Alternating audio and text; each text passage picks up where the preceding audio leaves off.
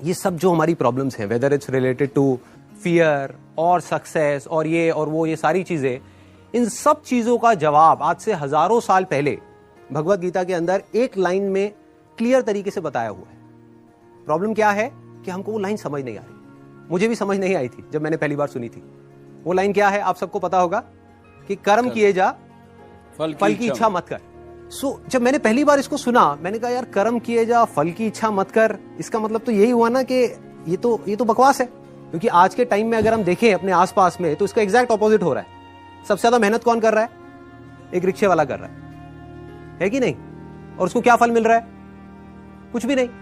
और ऐसे बहुत सारे लोग हैं जो बहुत मेहनत कर रहे हैं, उनको रिजल्ट कुछ भी नहीं मिल रहा। तो खेल है क्या? खेल क्या है कि हम इसको बारीकी से समझ नहीं पाए। मैं भी समझ नहीं पाया था। फिर जब इसके ऊपर एक एक वर्ड को इसको पकड़ने की कोशिश करी और समझ आया, तब क्लियर होता चला गया कि एग्जैक्टली कर्म करना कैसे है। देखो, कर्म भी सही डायरेक्शन में करना है, तभी रिजल्ट आएगा ना। सक्सेस यहां है, आप वहां भागे जा रहे हो। आप कह रहे हो यार मैं तो 10 साल से भाग रहा हूं, अभी तक मेरे को सक्सेस मिली नहीं। तो फंडा क्या है कि डायरेक्शन गलत है। कर्म गलत डायरेक्शन में हो रहे हैं। अगर कर्म सही डायरेक्शन में हो जाए तो प्रॉब्लम सॉल्व। अब देखिए क्या है ये, कितना आसान है कि हमारे सारे डर खत्म हो जाएंगे और पूरी तरह से खत्म हो जाएंगे। सक्सेस जो चाहिए, जितना चाहिए वो हमको मिल जाएगा।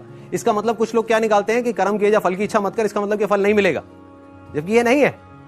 भगवत गीता में जब भगवान श्री कृष्ण उनको, अर्जुन को बोल रहे हैं, तो वो किस लिए बोल रहे हैं? लड़ाई को हारने के लिए, लड़ाई को जीतने के लिए? लड़ाई को जीतने के लिए। वो भी एक इतना बड़ा युद्ध, उसको जीतने के लिए बोला गया है, ना कि हारने के लिए। तो अब देखिए किस तरीके से काम करता है। सबसे पहले देखते हैं कर्म क्या है। कर्म 3 लेवल पे होते हैं। एक है जो हम अपनी बॉडी से करते हैं, जो हम समझते हैं कर्म का मतलब कि जिसको हम मेहनत बोलते हैं। वो कर्म इंपॉर्टेंट है ही नहीं, मैटर ही नहीं करता। मतलब अगर उसकी इंपॉर्टेंस वाइज अगर आप मुझसे पूछो, out of 100, out of scale of 100, मैं कहूंगा 1% है उसकी इंपॉर्टेंस। क्या बॉडी से क्या कर रहे हो वो मैटर नहीं करता। फॉर एग्जाम्पल, 2 लोग हैं, 2 लोग एक ही काम कर रहे हैं, एक जैसा काम कर रहे हैं बॉडी से, दोनों ही एक आदमी को मार रहे हैं। एक मार रहा है अपने फायदे के लिए, दूसरा मार रहा है किसी और को बचाने के लिए। तो बॉडी के लेवल पे दोनों सेम कर्म कर रहे हैं, लेकिन माइंड के लेवल पे अलग अलग कर रहे हैं। तो दूसरा कर्म का जो स्तर है वो है जो हम बोलते हैं। तीसरा है जो हम सोचते हैं। असली खेल यहां है। जो आदमी सही सोच नहीं सकता, क्या वो सही बोल सकता है? इम्पॉसिबल। जो सही बोल नहीं सकता वो सही करेगा क्या? तो सारे जो कर्मों की बात हो रही है वो यहां हो रही है। और वो कर्म क्या है? सोच के लेवल पे। और जिसकी सोच सही डायरेक्शन में हो गई, उसकी लाइफ सही डायरेक्शन में जानी है। उसको तो फल मिलना ही मिलना है। फल के बारे में जो मांग रहा है, सपोजिंगली हाथ ऐसे करके बैठे रहो कि हे भगवान मुझे फल दे दो, मुझे ये चाहिए, मुझे नंबर चाहिए, मुझे ये चाहिए, मुझे बिजनेस में पैसा चाहिए, मुझे जॉब में प्रमोशन चाहिए, सब कुछ मांगते रहो और कर्म सही डायरेक्शन में करो नहीं, तो क्या होगा? वो मिलेगा ही नहीं कभी भी।